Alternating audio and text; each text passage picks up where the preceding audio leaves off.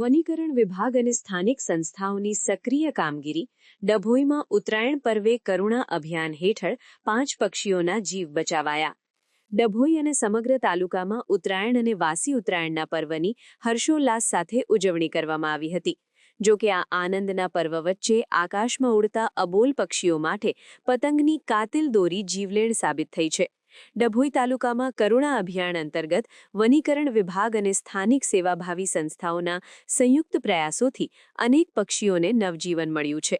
પતંગની દોરીથી ઘાયલ થતા પક્ષીઓને તાત્કાલિક સારવાર મળી રહે તે હેતુથી વનીકરણ વિભાગ 2 દિવસની અંદર અલગ અલગ જાતિના 3 કબૂતર, 1 સમડી, 1 કાબરનો જીવ બચાવી લેવામાં આવ્યો હતો. જાન્યુઆરી સુધી ચાલેલા આ વિશેષ અભિયાનમાં વન વિભાગની ટીમ અને સ્વયંસેવકો ખડે પગે રહ્યા હતા. પ્રાપ્ત વિગતો અનુસાર પતંગની દોરીમાં ફસાયેલા અને ગંભીર રીતે ઇજાગ્રસ્ત થયેલા 5 પક્ષીઓને રેસ્ક્યુ કરી તેમનો જીવ બચાવવામાં સફળતા મળી હતી. જો કે દોરીના ઊંડા ઘાને કારણે સેવાભાવી સંસ્થાઓ દ્વારા પક્ષીઓની સર્જરી અને પ્રાથમિક સારવારની સઘન વ્યવસ્થા કરવામાં આવી હતી. સ્થાનિક લોકો અને સેવાભાવી સંસ્થાઓના જણાવ્યા મુજબ વહીવટીતંત્ર દ્વારા ચાઇનીઝ દોરી પર સખત પ્રતિબંધ લાદવામાં આવ્યો હોવા છતાં ડભોઈમાં મોટા પાયે તેનો ઉપયોગ થતો જોવા મળ્યો હતો.